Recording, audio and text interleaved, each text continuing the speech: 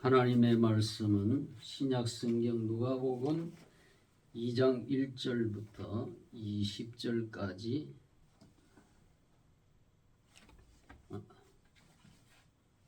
누가복음 2장 1절부터 20절까지 봉독하겠습니다.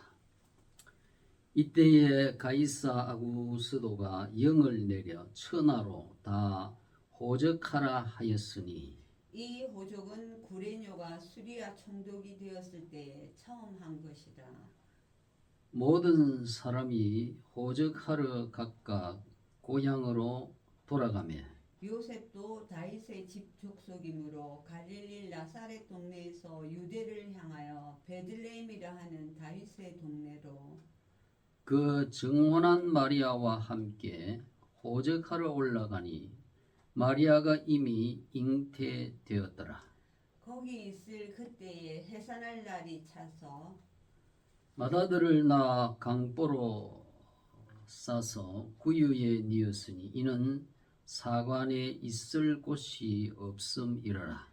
그 지역의 목자들이 밤에 밖에서 자기 양떼를 지키더니 주의 사자가 곁에 서고 주의 영광이 저희를 두루 비추며 크게 무서워하는지라. 천사가 이르되 무서워하지 말라. 보라, 내가 온 백성에게 미칠 큰 기쁨의 좋은 소식을 너희에게 전하노라. 오늘날 다윗의 동네에 너희를 위하여 구주가 나셨으니 곧 그리스도 주시니라. 너희가 가서 강보에 쌓여 구유에 뉘어 있는 아기를 보리니 이것이 너희에게 표적이니라 하더니 호련히 흐다한 청군이 그 천사와 함께 있어 하나님을 찬송하여 가로되 지극히 높은 곳에서는 하나님께 영광이요 땅에서는 하나님이 기뻐하신 사람들 중에 평화로다 하니라.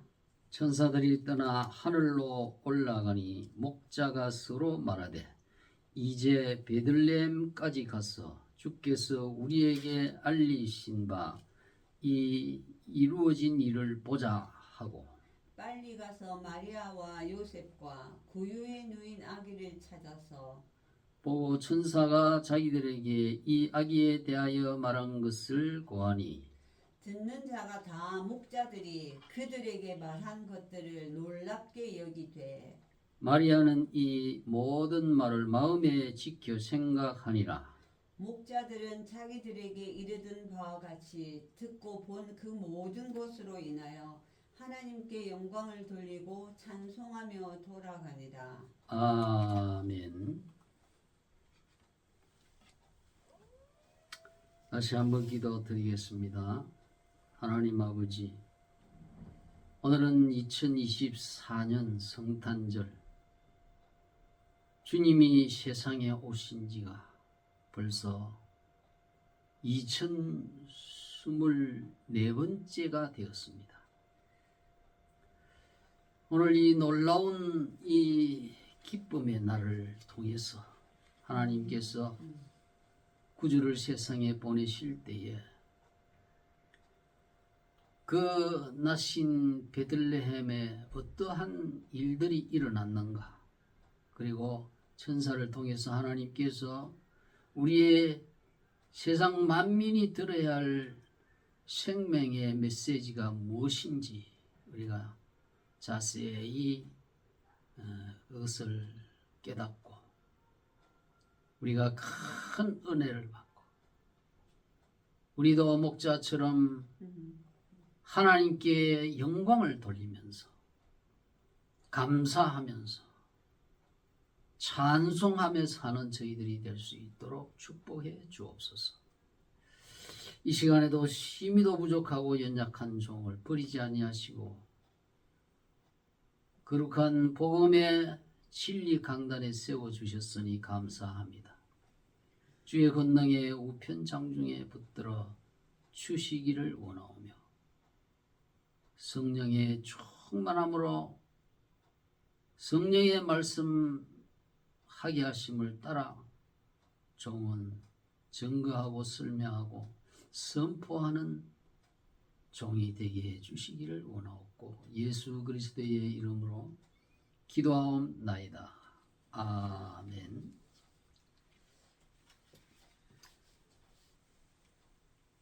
오늘은 크리스마스 우리 하나님의 아들 예수님께서 세상에 오신 우리 인간의 몸을 덧입고 오신 성육신 인카네이션이라고 하는 그러한 인류 역사 가운데에 가장 중요한 날입니다. 그래서 우리는 오늘 예수님의 강림하신 때에 그러한 정황을 살펴보고 하나님께서 이렇게 거룩하신 하나님의 아들을 보내신 의미, 즉 성탄의 의미가 무엇인지 말씀을 드림으로 함께 은혜를 나누고자 합니다. 오늘 본문 누가복음 2장 1절에서 20절까지는 크게 세 부분으로 되어 있습니다. 1절에서 7절에는 로마 제국 시절에 가이사 황제 아구스도 때에 그리스도가 베들레헴의 한 마구간에서 태어난 사실을 보도하고 있습니다. 그리고 8절에서 14절은 양을 치는 목자들이 밤중에 양을 지키고 있는데 목자들 앞에 천사가 나타나서 하나님의 계시의 말씀을 전하는, 즉 그리스도께서 이 땅에 오신 사실을 양치는 목자들에게 알려준 사실을 보도하고 있습니다. 그리고 15절에서 20절에는 천사들의 그 계시를 받은 목자들이 과연 그 말씀대로 구주가 나셨는가 확인하기 위해서 베들레헴에 가서 그 한 집에 마구간에 들어가서 보니까 과연 마리아와 요셉이 있고 아기를 낳은 그런 모습을 보고 하나님께 큰 영광을 돌리며 찬송을 하며 떠나갔다는 그런 내용입니다. 예수님이 나시던 때의 로마 황제는 옥타비아누스였습니다. 역사책에 나오는 것입니다. 로마의 공화정의 삼두정치 1인자 카이사르가 정적을 제압하고 막강한 권력을 잡고 개혁을 시도했지만은 그 역시 정적에 의해서 암살되고 말았습니다. 그러나 다시 카이사르의 양자였던 옥타비아누스가 권력을 잡고 황제 체제로 전환하면서 로마의 초대 황제가 되었던 것입니다. 율리우스 케사르가 브루투스와 카시우스에 의해서 암살이 되고 케사르의 외손자로서 양자가 된 옥타비아누스가 클레오파트라와의 악티움 해전에서 승리함으로써 마침내 로마 제국의 초대 황제가 되었습니다. 그래서 혼란한 정국과 로마 사회 질서를 바로잡은 공로로 원로원에 의해서 존엄자라고 하는 칭호를 얻게 됩니다. 그것이 여기 2장 1절에 나오는 가이사 아구스도라는 그런 말입니다. 그래서 이 당시부터 로마는 세계에서 가장 힘센 나라가 되었고 가장 넓은 영토를 소유하게 되었고 정치 경제가 안정이 되고 문화가 발달하는 등 역사 이래 최고의 황금기를 누리고 있었습니다. 그래서 로마 제국의 힘에 의한 평화 시대, 라틴어로 팍스 로마나라고 하는 평화의 시대를 AD 180년까지 구가하게 됩니다. 이때 아구스도 황제는 로마의 그 지배 아래에 있는 모든 나라에 대해서 이제 세금을 원활하게 거두기 위해서 그리고 질서를 확립하기 위해서 모든 제국의 인민은 호적을 등록하라, 그런 칙령을 내리게 됩니다. 이때 예수님의 육신적 부모인 요셉과 마리아는 나사렛에 살고 있었기 때문에 본적지인 베들레헴까지 약 145km의 먼 거리를 이제 만삭이 된 채 호적을 하러 가야만 했던 것입니다. 그래서 그곳에 머물고 있는 동안에 해산의 때가 되었고 여간에 묵을 곳이 없어서 부득이 남의 집 마국간을 빌려서 유숙을 할 때에 거기에서 참으로 황송하고도 너무나 죄송하게 하나님의 아들 예수님이 마국간에 거기에서 말이 송아지나 말이 나오면 누이는 그 말이 먹는 그 먹이통, 여물통에 하나님의 아들이 그 지푸라기를 까시고 거기에 누임을 당했습니다. 이날 밤 양을 치는 목자들이 양을 지키고 있는데 굉장히 빛을 내는 광명한 천사가 빛을 비추며 나타나자 목자들이 그 휘황찬란한 모습에 무서워하였습니다. 그때 천사가 말합니다. 무서워 말하라.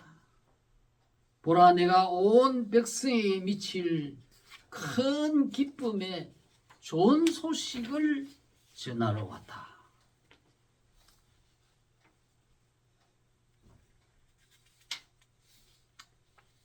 오늘날 다윗의 동네에 너희를 위하여 구주가 나셨으니 곧 그리스도 주시니라. 너희가 가서 포대기에 사여 구유에 누인 아기를 보내니 이것이 그 증거가 될 것이다. 그렇게 했습니다. 그 순간에 갑자기 하늘에서 천군 천사들이 수없이 나타나서 크고 아름다운 찬송, 장음하고 화음이 참으로 놀라운 찬송을 하는데 그 찬송의 가사의 내용이 뭐냐면 지극히 높은 곳에서는 하나님께 영광이요, 땅에서는 기뻐하심을 입은 사람들 중에 평화로다 하는 그러한 가사였습니다. 지극히 높은 곳이 어디예요? 성부 하나님의 보좌가 있는 천국을 말하는 거예요. 그 천국에서 성부 하나님이 성자 하나님이신 이 아들 예수님을 보내셨단 말이에요. 이 땅에 보내신 목적이 뭐예요? 바로 예수 믿는 하나님의 택한 백성들을 구원하기 위해서 하나님이 자기의 외아들을 보내신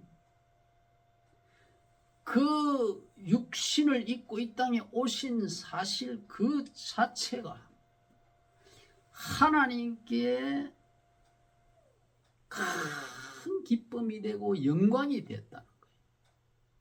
왜? 하나님이 우리 죄인들을 구원하려고 하면은 피와 살을 가진 사람의 몸을 입혀서 우리의 죄 대신 형벌을 받으실 십자가를 져야 했기 때문에 그 십자가를 지고 또 하나님이 사흘 만에 살리셔야 되기 때문에 그런데 이러한 십자가의 고난과 부활을 통해서 하나님의 공의가 나타나는 겁니다. 죄인에게는 반드시 형벌이 있다. 근데 그 형벌을 우리가 감당하지 못하니까 우리는 천년 만년 억만 년을 감옥 속에 지옥에 떨어져 있어도 그 죄가가 다 사함받지를 못하는 거예요. 그렇기 때문에 영원한 형벌이란 말이에요. 그러니 이 영원한 이 형벌의 죄 빚을 갚으려고 하면 유한한 우리의 인간으로서는 안 되는 거예요. 죄인이 아무리 그 감옥에 오래 있어봐야 소용없어. 하나님의 아들은 영원한 하나님의 아들이시고 죄 없는 분이시니까 그분을 보내서 이렇게 속죄 제사를 드리기 위한 그 출발이 바로 예수님 나신 날이기 때문에 하나님께서 하나님의 공의와 하나님의 은혜와 하나님의 사랑이 동시에 나타낼 분이 바로 이 아기 예수 그리스도다 이 말이에요. 그러니까 하나님이 얼마나 기뻐요. 하나님 택한 백성 자체들을 구원시키는 일을 하나님은 가장 기뻐하신다. 그게 바로 지극히 높은 곳에서는 하나님께 영광이라.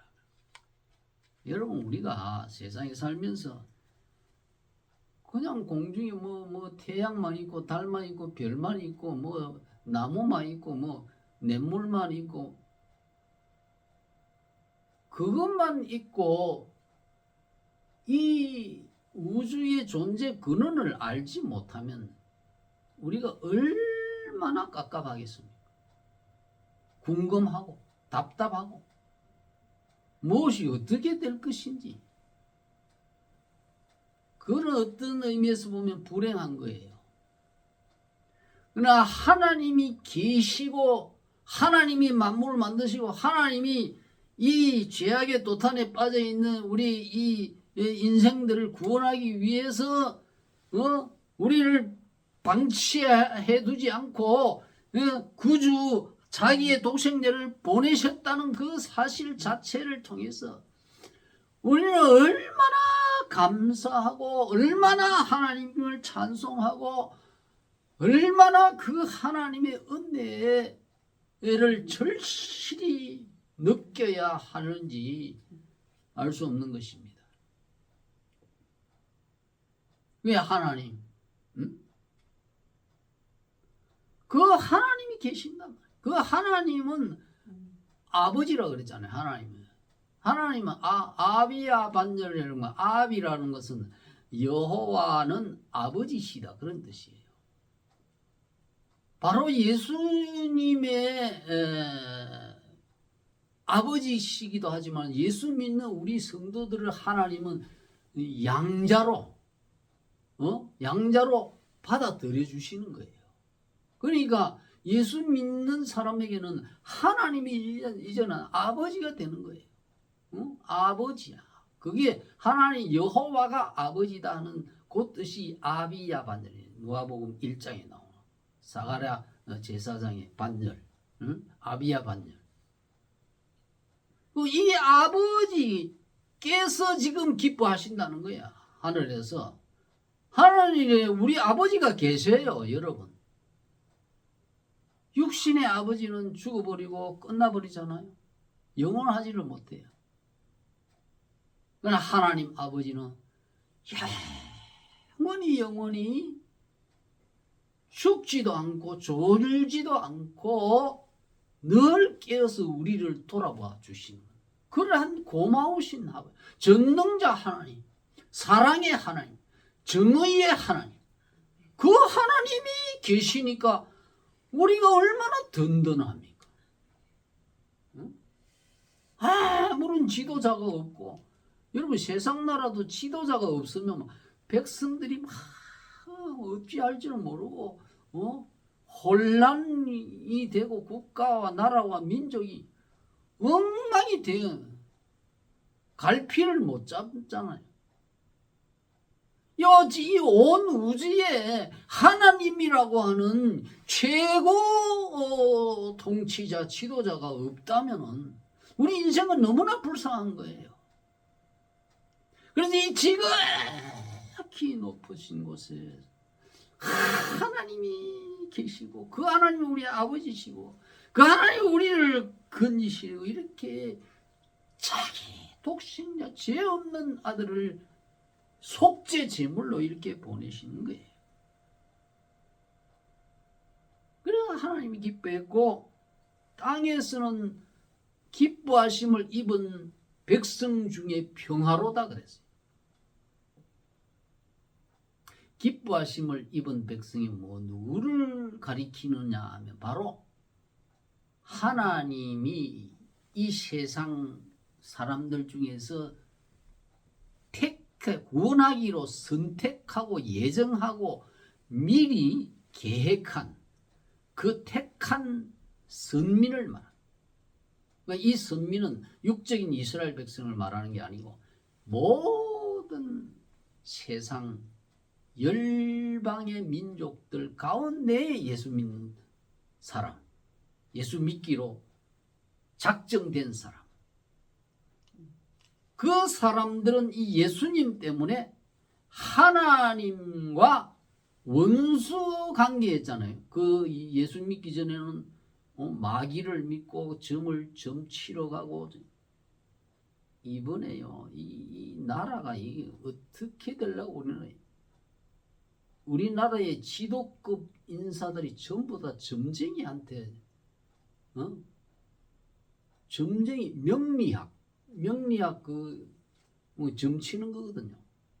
귀신한테 점치는 거예요. 총리나 대통령이나 그 부인들이나 전 정보사령관에 전부 점집을 운영한다 그러잖아요. 전 정보사령관이. 귀신한테 점을 치고 이러니까 이 나라가 이 모양 이 꼴이 되는 거예요. 하나님을 찾아야지. 하나님 앞에 우리 하나님의 택한 백성들은 이렇게 하나님으로부터 구원받기로 택함을 입은 사람들은 반드시 이 세상에 태어나서 죽기 전에 이 성탄절에 오신 예수님을 믿고 죽게 되어 있습니다.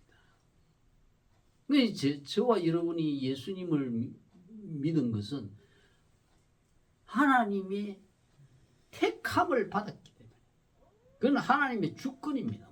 내가 하나님 나를 좀 택해 주세요, 이거 안 돼. 하나님이 창세전에 택했다 그랬잖아요. 그 하나님의 이게 절대 주권이라고 합니다. 그래 이런 사람들은 이제 예수님을 믿고 하나님과 원수 관계에 있던, 점치고 무당에 불러가지고 병들 막 구슬하고 이런 원수 노릇하는 자가 이제 회개하고 예수님 영접하기 때문에 이제 하나님과 원수가 아니라 화평의 관계가 되어버렸다. 그래서 사랑하는 부자의 관계가 되는 거예요. 그러니까 천사가 이러한 내용으로 가사를 담아서 찬송을 온 그 하늘이 쩡쩡 울리도록 찬송을 했다는 거예요. 자, 그래서 이러한 광경을 보고 목자들이 가서 과연 그 베들레헴 마구간에 가보니 예수님이 있단 말이에요. 그러니 거기서 아기 예수께 경배 드렸겠죠. 여기 본문에 나왔다 안 나와 있지만, 그래서 거기에서 하나님께 우리를 위해 이렇게 하나님이 구주를 보내셨구나. 우리를 위해서 천국을 준비해서 그곳으로 데려가시려고 이 아들을 보내주셨구나. 그 목자들이 양을 치면서 얼마나 참 목자들은 그 참 서민층에 해당되거든요. 그 가난하고 그 고생하는 그 목자들에게 가장 먼저 천사가 이리 구주의 나신 소식을 전해 주신 거잖아요. 이 놀라운 일입니다. 그래서 찬송하며 하나님께 영광을 돌리며 돌아간다. 오늘 이 본문 말씀에서 우리는 성탄의 의미를 몇 가지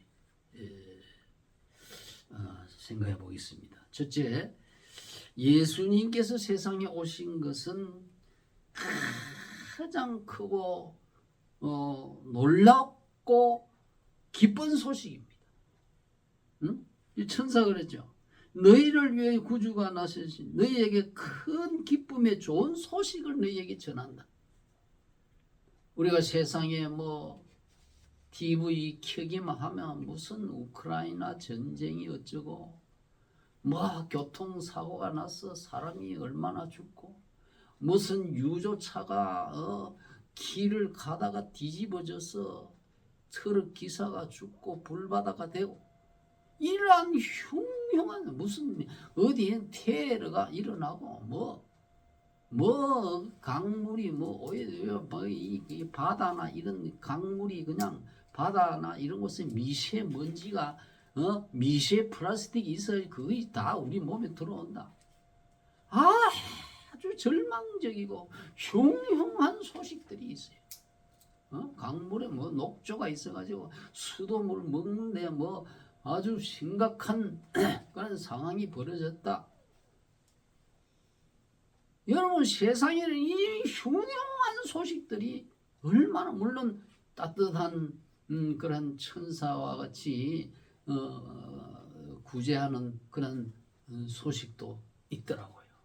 하지만 많은 경우에 이런 흉흉한 소식이 있어요. 그런데 이 예수님이 나셨다는 이 소식은 이 세상의 그 어떠한 희소식보다도 가장 좋은 것이고 가장 궁극적인 것이고 가장 참된 기쁜 소식이다 하는 사실입니다. 왜 그럴까요? 아까 그 천사들의 가사에도 있었잖아요. 땅에서는 기뻐하심을 입은 사람들 중에 평화, 이 평화, 예수님이 평화의 제물로, 화목 제물로 오셔서 십자가에 하나님과 우리 사이에 죄로 인해서 원수관계에 돼 있는데 이 원수관계를 담을 흘러버리고 하나님의 사랑받는, 영원하게 사랑받는 부모와 아버지와 자식 간의 관계로 만들어주시는 그러한 두 신과 인간과의 사이에서 화목 제물이 되어가지고 이런 창조주와 피조물을 연결시켜주는 신인 중보자가 바로 예수 그리스도다 이 말이에요. 신인 중보자 이 화목 제물은 예수 그리스도밖에 없기 때문에 우리는 세상 만민은 예수님을 믿어야 돼. 신이면서 인간의 몸을 입고 온 그러한 존재가 이 세상에는 예수 그리스도밖에 아무도 없어요. 왜 우리가 예수님을 믿어야 되느냐? 이 성탄절에 그걸 알아야 돼요. 신인 중보자는 예수님밖에 없어요. 그래서 사도 바울은 로마서 3장 25절에서 다음과 같이 증거합니다. 예수는 하나님이 그의 피로 인하여 믿음으로 말미암는 화목 제물로 세우셨으니 이는 하나님께서 길이 참으시는 중에 전에 지은 죄를 간과하심으로 자기의 의로우심을 나타내려 하심이니 곧 이때에 자기의 의로우심을 나타내사 자기도 의로우시며 예수 믿는 자를 의롭다 하려 하심이라. 우리의 힘으로 우리의 무슨 선행으로 의를 얻는 게 아니에요.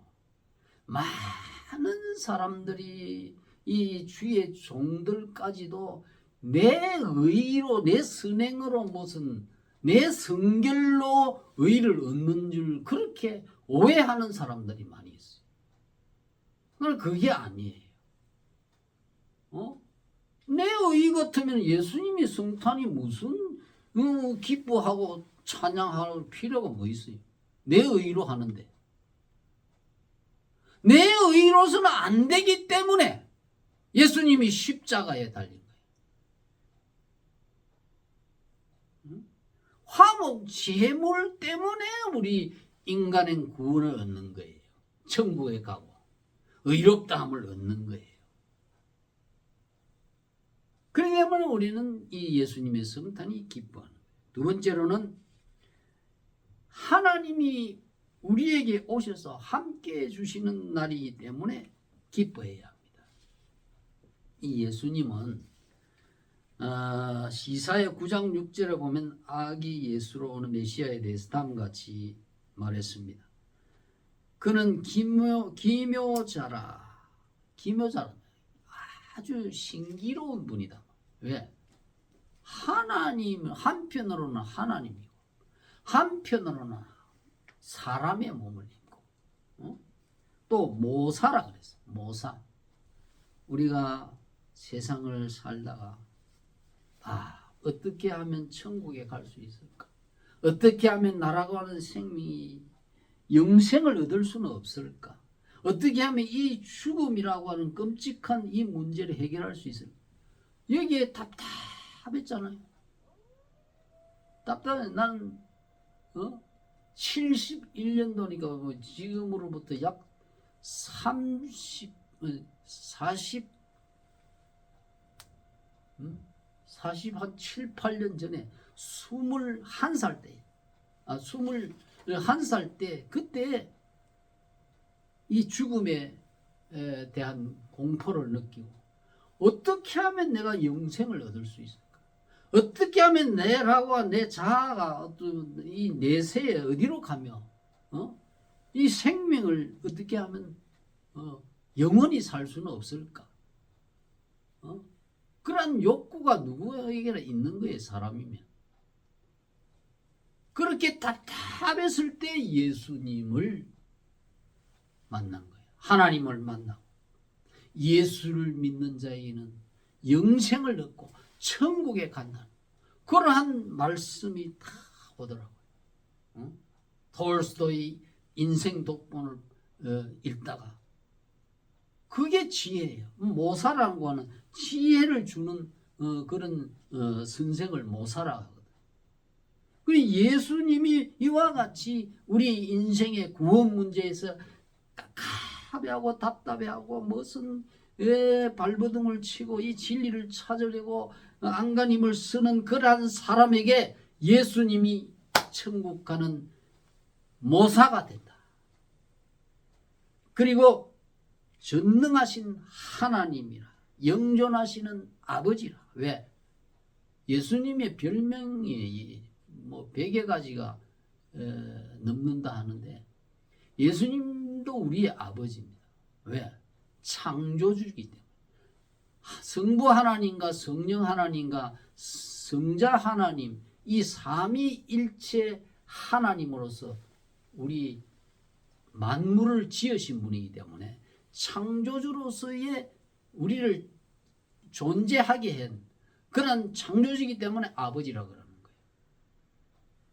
그리고 그 예수님은 성자 하나님과 함께 성부 하나님과 함께 영원 전부터 스스로 계시는 분이에요. 그러니까 하나님이라고. 뭐 단순히 아기 예수로 그치는 게 아니에요. 그 아기 예수님에게는 하나님의 성자 하나님의 신성 100% 인성 100% 신인 양성의 소유자가 바로 예수님이에요.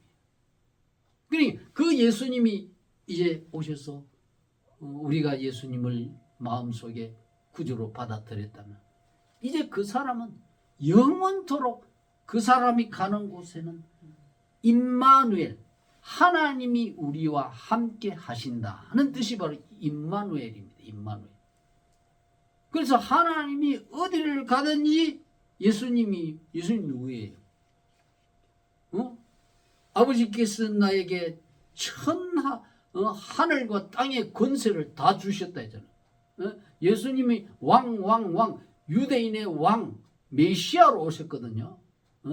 메시아로 오신 왕인데 그 왕은 단순히 어느 한 나라만 다스리는 왕이 아닙니다. 교회만 다스리는 왕이 아니라 하늘과 땅의 권세, 온 우주를 섭리적으로 통치하고 이 인류 세계 모든 나라에 이러한 인류 역사를 주관하시는 그러한 어마어마한 왕이에요. 그 왕이 영적으로 나의 마음속에 들어오셔서 여러분이 어디를 가든지 항상 함께 해주시니까 여러분 무서워할 게 뭐예요? 아무것도 두려워할 것이 없고 아무것도 부러워할 게 없어요. 만왕의 왕이 나와 함께 하는데 그렇기 때문에 우리는 기뻐하는 것이에요. 그러면 우리가 예수님을 이러한 이 놀라운 화목제물 또 구주 또 우리의 임마누엘 하나님이신 예수님이기 때문에 우린 기뻐해야 하고 예수님을 맞이하는 그러면 자세에 대해서 우리가 생각해야 됩니다.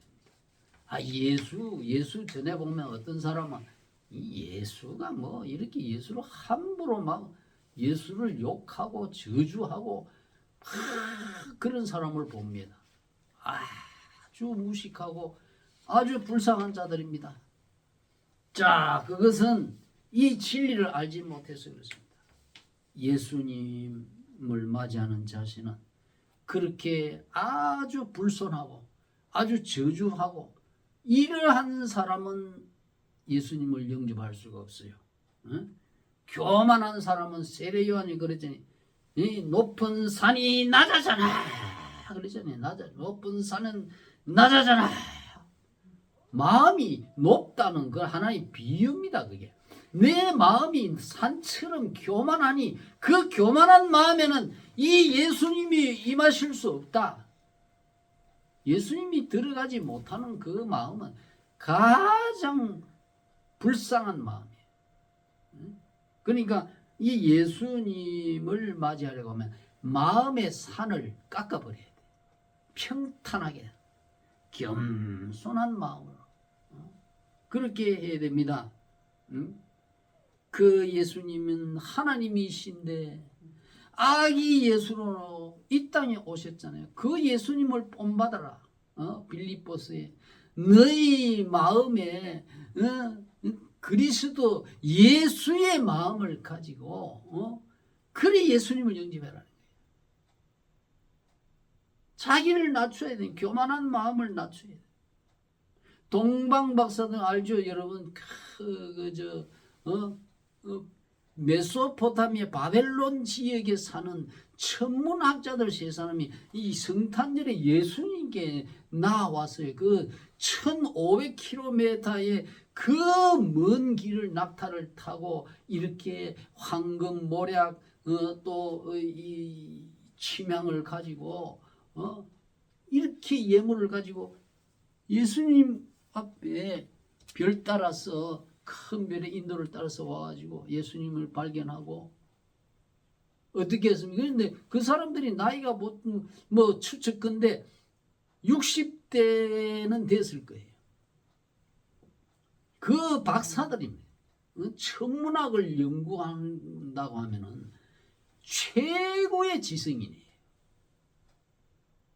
오늘날 과학자들이 뭐 물리학을 하고 뭐 과학을 하는데 자기 머리만 믿고 교만해서 예수를 못 믿는 사람이 많거든요.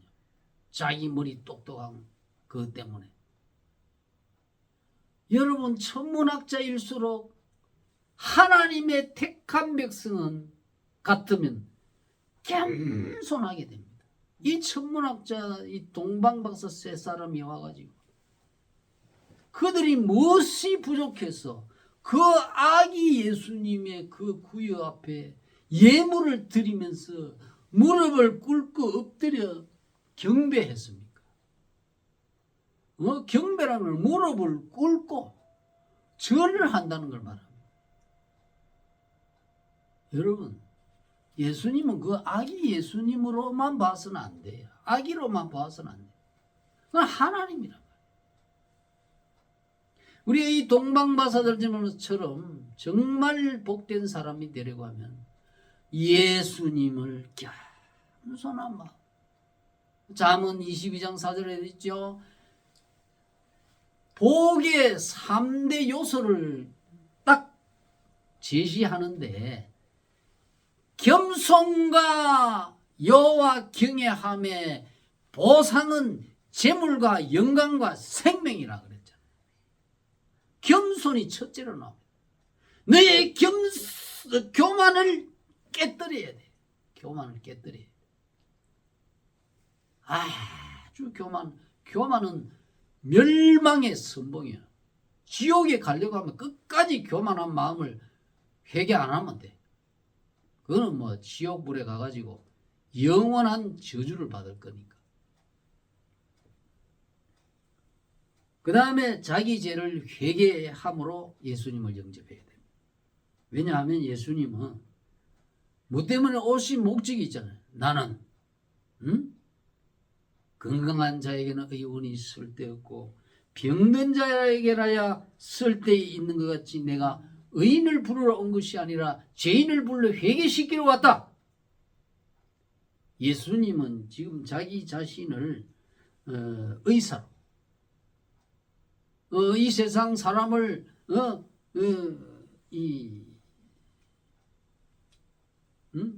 병든 자로 환자로 그렇게 비유하면서 환자는 의사를 만나서 진단을 받고 치료를 받아야 살듯이 나는 이 죄병에 걸려 있는 죄인들에게 이 죄병을 고쳐주고 영원한 생명을 얻게 하기 위해서 나는 왔으니 너희 죄를 회개하라. 그래서 예수님이 천국에 가까웠다. 회개하라. 죄를 회개하라는 거예요. 여태까지 하나님을 욕하고 교회를 욕하고 아주 저주하고 그냥 막 술 먹고 그냥 이 세상에 일나게만 취하여 살던 그러한 죄악들을 회개하라는 거예요. 회개 없이 예수님이 들어갑니까? 안 들어가는 거지. 세 번째로는 이 성탄절을 맞이해야 하는 이 자세로는 서로 사랑해야 됩니다. 서로 가족 간에도 사랑하고 이웃 간에도 사랑하고. 요한일서 4장 8절에 보면 사랑하지 아니하는 자는 하나님을 알지 못하나니 이는 하나님은 사랑이십니다. 하나님의 사랑이 우리에게 이렇게 나타난 바 되었으니 하나님이 자기 독생자를 세상에 보내시면 저로 말미암아 우리를 살리려 하심이니라. 사랑은 여기 있으니 우리가 하나님을 사랑한 것이 아니요 오직 하나님이 우리를 사랑하사 우리 죄를 위하여 화목제물로 그 아들을 보내셨음이니라. 사랑하는 자들아 하나님이 이같이 우리를 사랑하셨으니 우리도 서로 사랑하는 것이 마땅하도다. 이 성탄절은 하나님의 사랑의 최고의 극치입니다. 극치의 발현이에요. 표시란 말이에요. 예수님은 우리에게 선물로 주신 그게 성탄 선물이에요. 성탄 선물 최고의 선물. 이 예수님을 놔두고 가장 영적인 이 참된 거는 잃어버리고 그 예수님 그 선물은 그냥 완전히 쓰레기 취급해버리고 어디 가서 복권이나 사자. 거기에만 혈안이 돼 있는 거예요. 이 예수님이 참된 영원한 복을 주는 거예요. 예수님을 믿으면은 그저 영원 구원만 받는 게 아니에요. 인간이 바로 되게 하는 거예요. 인간이 아주 거칠고 완악한 이런 그냥 지나가다가요. 그냥 누가 한번 크랙션 뺑 울리면 그냥 바로 입에서 막 저주가 튀어나오고 욕이 튀어나오고 이러한 인간이 예수님을 회개하고 믿고 이제는 그 입에서 욕설이 나오고 저주가 나오는 게 아니라 저 사람이 무슨 일이 있구나 이렇게 이해하려고 하는 그러한 부드럽고 온화한 말이 나요. 가장 운전하다가 누가 조금 앞에 새치기 하면 그냥 저주를 막 퍼부어요. 이러한 사람들이 회개하고 예수님처럼 겸손과 온유의 사랑으로 저 사람 저럴 만한 사정이 있구나 이렇게 넘어가요. 그게 성탄절에 오신 예수님의 맞이하는 자세. 마지막으로 이 성탄절을 맞이하는 자세는 예수님이 처음 오신 날이 이 성탄절이지만은 예수님은 처음 오시는 것으로 끝나지 않고 이제 구원의 속죄 제사를 드리기 위해서 처음 오셨다면 이제 두 번째 오시는 날이 있습니다. 그날이 바로 파루시아 예수님 재림의 날입니다. 예수님이 초림만 있고 재림이 없으면요 이 결론을 못 맺는 거거든. 완전히 이제 이 세상을 완전히 죄악을 징벌하고 마귀를 무저갱에 가두고 완전히 이 죄인들을 믿지 않는 죄인들을 다 심판하기 위해서 예수님이 두 번째 오신 날이 있습니다. 첫 번째 오신 그 성탄절은 이미 2024년째가 됐잖아요. 이제 오늘날은 예수님의 재림을 맞이하며 우리가 이 성탄절을 보내야 돼요. 재림을 준비하며 이 재림의 약속은요, 초림의 약속보다도 무려 8배나 많다고 합니다. 재림의 약속은 구약에서만 1518번 반드시 예수님 재림합니다. 예수님 재림하셔야 저와 여러분들의 모든 육체까지도 이제 영원한 생명으로 구원하십니다. 초림 때는 우리 영혼만 구원하는 거예요. 우리 육체는 무덤 속에 썩어졌잖아요. 들어가서 죽으면. 그래서 예수님 재림하면 전부 이제 33세의 나이로 예수님과 똑같은 나이, 천사와 같은 젊은 그러한 몸으로 이제 그때에 부활할 때는 이제 영원토록 병생이거나 늙거나 그런 게 없어요. 죽는 그런 육체가 아니에요. 그러한 몸으로 영원히 우리에게 천국에서 먹을 거 걱정, 전쟁이 없는, 테러가 없고 흉년이 없는 그러한 나라에서 영원히 사는 거예요. 그것이 바로 예수님의 성탄하신 목적입니다.